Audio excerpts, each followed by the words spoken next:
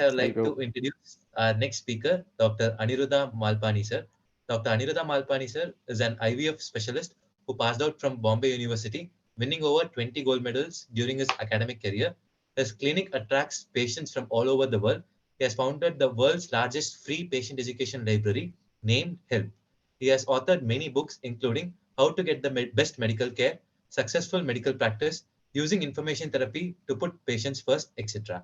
His passion is patient empowerment, and he believes that using information technology to deliver information therapy to patients can heal a sick healthcare system. He has pioneered the use of innovative technology to educate infertile couples using cartoon films, comic books, and e-learning modules, which is available on his website www.ivfindia.com. He is an active angel investor. He invests across all domains and admires entrepreneurs because they have the potential to change the world. With this short intro, I would like to welcome Dr. Anirudha Malpani, sir, to talk on the topic funding and investments for healthcare technologies. Over to you, sir. Hi, thanks so much. Can you see my slide? I'm trying to share the screen. I'd like to start with the presentation. Sir, please start sharing. I've done share screen. Batul, can you please help? It is visible now. Okay. Okay, great. If you can make it in full screen, sir. Let me do that. Is that better? Yes, sir. Yes. Okay. So I think I'm really excited about the fact that the IMA is organizing something like this, because I think part of the problem with being a medical student is that you're so focused on cramming whatever there is in the medical textbook. And there's so much to learn because you're so focused on your patients that you really end up not being able to think out of the box. And if you want to explore alternatives, and I think definitely the startup space is a huge alternative, this is the right time and place to be, as Dr. Hassan quite correctly said. But how do you start? Because even if you have all the ideas in the world, you obviously need some money. And in fact, this is one of the first things which people say, okay, great, so many new opportunities. What can I do with all these opportunities? And I'm sure, once you get into medical college, this is how you think of yourself. Superman, passed the NET. I'm one of the few of the thousands who actually applied and got in. But I can't do anything unless I have money. And that's what this focus is going to be. And that's what most young medical students, not just medical students, that's the way most entrepreneurs think. That you have this brilliant idea, you have this passion, you're willing to work hard, you put up a business plan, you go pitch to an investor, the investor gives you the money, you make the product, and you become a billionaire, right? Simple equation. Unfortunately, what usually happens is the first time you pitch, this is the standard answer. And it's not the first time, it's the second time, and the third time, and the fourth time, and the 100th time. And then this is what Superman actually ends up becoming, that no matter how smart you are and you got A grades in all your career and you got into the best medical college in the world, as far as actually starting up, this is the position you're going to be in. So let's start from the beginning. And I think the first thing I need to emphasize is investors are not the only source of funding. You first need to learn to be able to use your own resources. And that's what bootstrapping comes in. What does bootstrapping mean? You use your own funds. Either you do a side hustle, you moonlight, you have a wealthy father-in-law if you're lucky and who's happy to give you the money. But there are lots of other options. Please note, angels and VCs are practically last on this list. Don't forget that. The question is, you can raise money from lots of people, but if you notice, there is a particular sequence to this. If it's only an idea, please don't expect someone to write a check for you. Once you have a team, I think you then have more right to be able to say, hey, I've been able to convince other people to join me. You can talk to friends and families. You can apply for grants. And the good thing is there are lots of healthcare specialists who will give grants, especially from the government of India. Once you have a prototype, you can then actually use that to join an accelerator, start approaching people like me, angel investors and VCs, to be able to actually have a product. The most important thing is once you have users and you're generating revenue, your customers are the best source of being able to generate even more money so that you can actually get up to growth. Now, this is a very Silicon Valley slide. Let me warn you. Ideas, team, prototype, users, revenue, and profits come last. But actually, if you're bootstrapping, you've got to flip that around, especially in a country like India, where you have to grow frugally. And I think there needs to be a lot more emphasis on profits, which you can then plow in to be able to get growth. So you're not dependent on someone else to grow. What does bootstrapping mean? Unfortunately, it's not something which people talk about enough, but bootstrapping means using your own funds and not depending on anyone else to give you money in order to grow. It shows that you can implement, you have faith in yourself, because if you don't have faith in yourself, if you're not willing to put skin in the game, if you're not willing to back yourself, why do you expect investors to do this for you? Remember, your customers are your best source of funding, and it doesn't matter how little money you have. The good news is in this day and age, to be able to go live, to be able to go online, practically costs nothing. Guerrilla marketing is the way to go.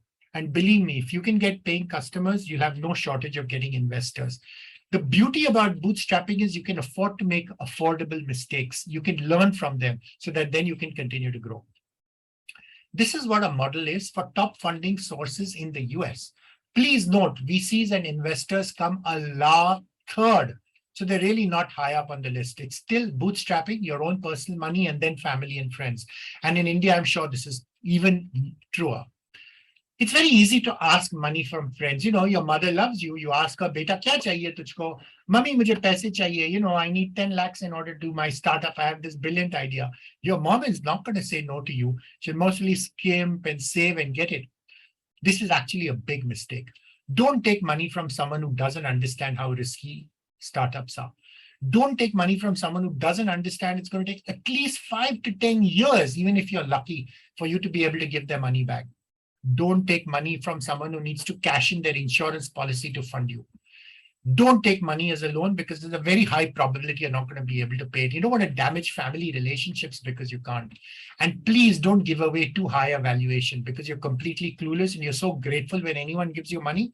And then when your rich lawyer uncle says, fine, you know, I'll give you 10 lakhs, give me 50% of your company. That's something you'll really regret in the long run. So the first thing everyone asks us is, I have this great idea. I'm this bright doctor. I want to implement this. Give me the money. And that just doesn't work. Ideas are a dime a dozen. You know, anyone who wants ideas, please reach out to me and I'll share 100 of my ideas completely for free. Ideas are really worth nothing. Please don't fall in love with your ideas. In fact, you'll find out that the more the ideas you generate, the more you'll realize how terrible most of your first ideas were. The more the ideas, the better your chance of finding a good one. Please don't worry that someone's going to steal your ideas. I have enough of my own. What I really need is people who will implement these ideas. I don't really care. And passion is necessary, but passion is not sufficient because it's easy to be passionate when everything is bright and rosy and everyone tells you, oh, you're such a smart guy. Of course, you're going to be able to do this.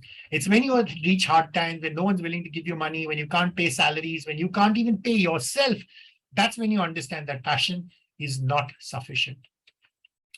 This is what most people think of VCs and investors, right? Rich fat cats, tie, boot, suit, smoking cigars, who only know how to say no. Finding investors is simple, but it's not easy, let me warn you. And therefore, you need to start off with sending cold emails. And the beauty is every serious investor has a website. And if they don't have a website, something's seriously wrong. It's easy to learn how to send cold emails. You can find them on LinkedIn. You can find me on Twitter. You can find warm introductions because people have a soft corner for doctors. People have a soft corner for medical students. People are happy to help. The trick is that you need to establish yourself as a thought leader. You need to show us that you understand what you're talking about, and then we'll be happy to come to you. Also remember one thing. The point of the first meeting, whether it's email or anything else, is only to get permission to get a second meeting. Please don't expect, I'll send an email, see how smart I am, what a brilliant idea, what a brilliant pitch. Look at all my pro forma revenue figures, and I'm going to make you a millionaire in 3 years, and someone's going to write you a check. It doesn't happen. I get at least 100 pitches a day, and I'm just an angel investor. VCs get 1,000 pitches a day, and they get them from people who are much, much smarter, much more hardworking than you are, who've created a lot more value. So don't think that you have the right to win. You need to create that right. And don't think that just because you call yourself an entrepreneur, you become an entrepreneur. The world does not owe you anything. Please understand that. I don't care whether you work 10 years and whether you starved or anything else. What I need to know is what value you're going to be add to the world so that the world can then generate revenue for you. And if you can't do that, I may have a soft corner for you, but you know what? I'm not your father-in-law. I'm not going to write a check for you. You need to find investors who are relevant. So please don't spam investors and send emails to Sequoia and Matrix and everyone else just because you have an email address. You need to find out whether they're interested in your industry, whether they understand what you're doing, and whether they've invested in startups who are at the same stage you are. How do you contact potential investors? It's fine. Learn to send emails. You'll get better. Get introduced by mutual contacts. But please do your research. Please don't send generic emails. Please don't send dear sir emails. If you can't even be bothered to find out my name and my website address and at least customize that email when you send it to me, I don't even think I should be even bothered to reply back to your email. Dear sir emails, as far as I'm concerned, are a sign that you're a lazy guy and I'm really not interested in engaging with you. Please have realistic expectations. Just because you spent 6 hours writing that email, don't expect that I'm going to reply to your email within a day. We're busy. We have enough things to do. And not only am I an angel investor, I'm also happen to be an IVF doctor. So my patients will come first.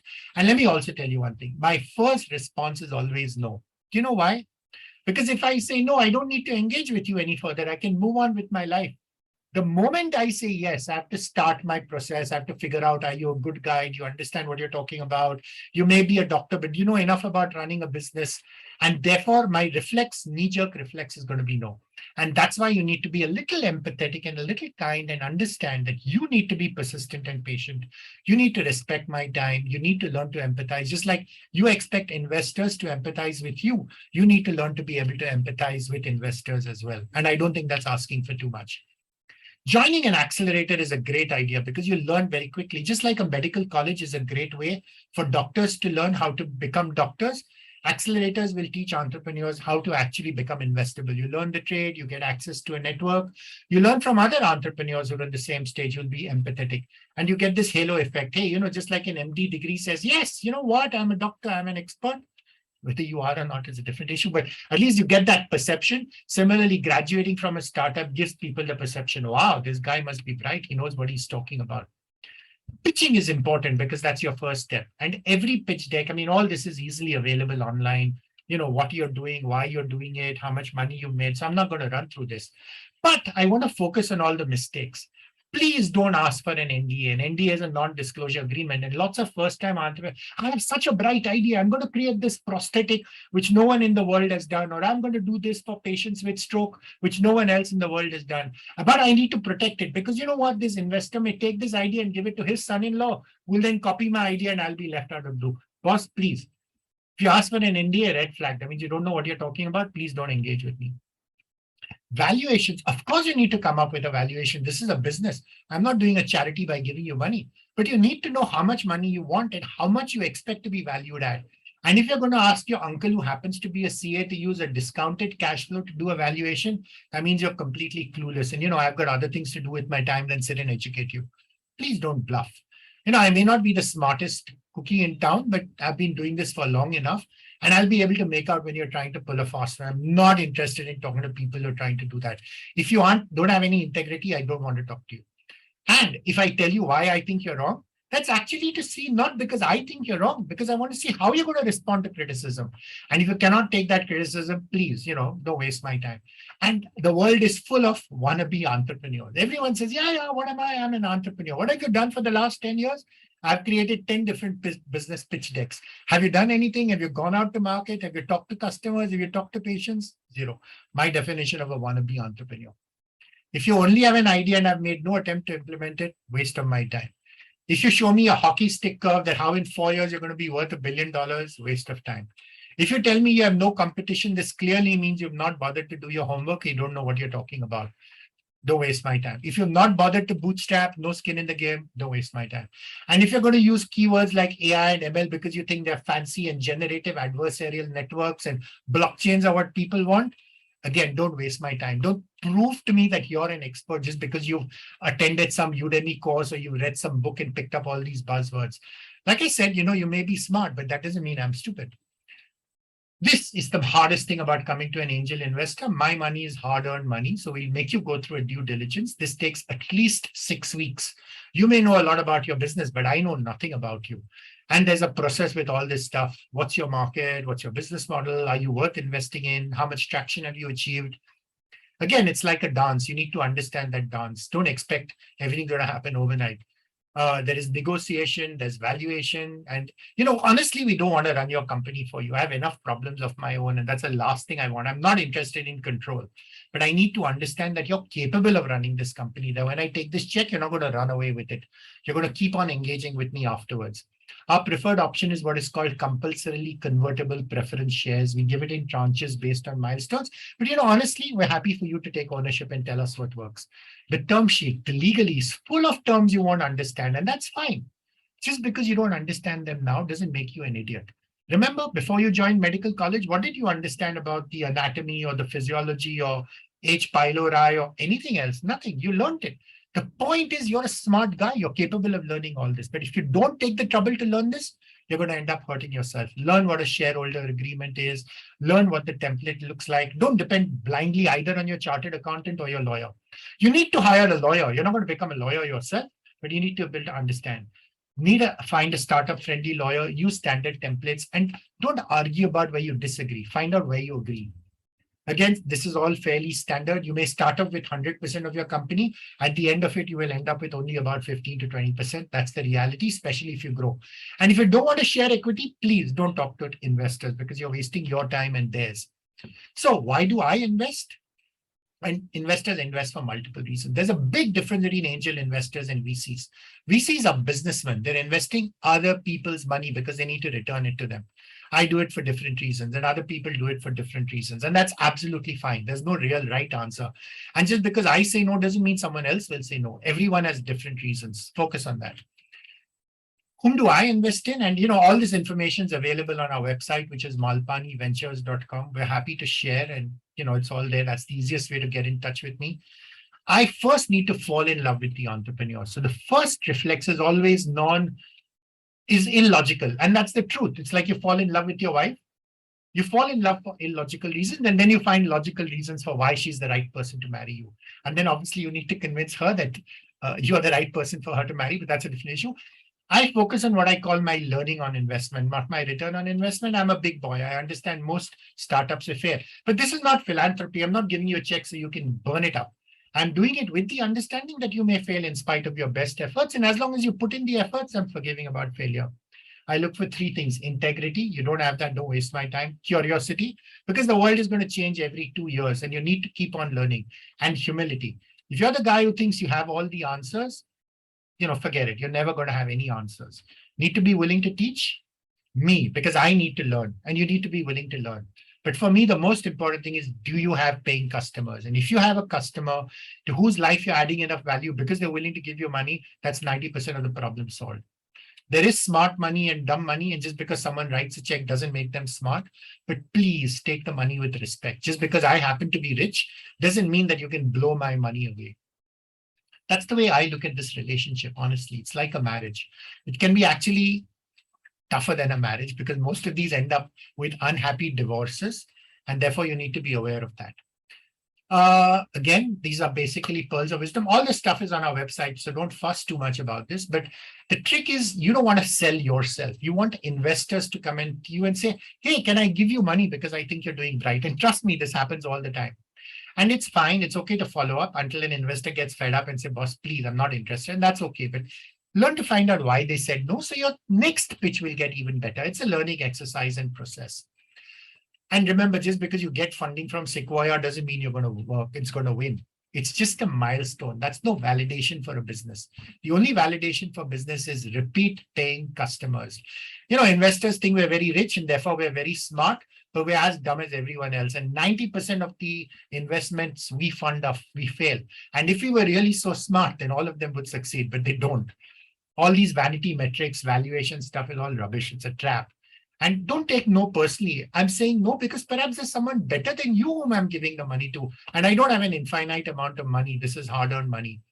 Please stop comparing yourself with what the startup press talks about, because all startup press releases are funded by VCs who are in the job of attracting entrepreneurs. So they only talk about their success stories and they hide all their failures. And please remember, an investor like me cannot do without you. But investors, as far as you're concerned, are completely optional. You can always bootstrap. So if you find someone, great. If you don't find someone, not the end of the world. Like I said, big difference between angels and VCs, and it disappoints me that entrepreneurs don't understand the difference. This is my personal money. The good thing is it's patient capital. I'm not in a hurry to get a return back. It takes time. I can be patient, forgiving. Don't forget, I'm an IVF specialist. I'm used to dealing with the fact that most IVF cycles fail in spite of my best efforts. And also, I'm equally used to dealing with the fact that I need to be empathetic. That's why I became a doctor. I need to be kind to my patients. I need to be kind to as an investor to all the entrepreneurs I invest in, because I know life is full of ups and downs. But it's personal money. I need to answer to my wife as to why I'm doing it. I can't just throw it away. So ask questions. When did they sign their last check? If they signed it 10 years ago and they have this one line saying angel investor, everyone calls themselves an angel investor. Everyone calls themselves a mentor. They're taking you for a ride. Just be careful you don't get cheated. Interview the founders they've invested in. If the founder tells you this guy is an idiot, he'll make your life miserable, please, it's not worth it to take money from them. That's what a scalable business is. And not every business is a scalable business. Not every business should take money. And in fact, most businesses shouldn't take money from VCs. It's only businesses which have a huge market, who have a much better product and a scalable business who are right for VCs. Most aren't. And the VC process takes at least 6 months because they have a process. They need to follow it. These are large checks. You need to understand this. So don't expect, I pitched and I'm going to get the money. It takes much longer than you ever think it's going to be. Some of the bitter truths are most startups will fail, but no one knows which startup will fail. And that's fine. And if you fail, it doesn't mean that you have failed. It just means your startup has failed. You will learn from that and become a better entrepreneur the next time around. Be prepared for your failure. Be prepared to be resilient. And the best thing is, it's a great learning journey.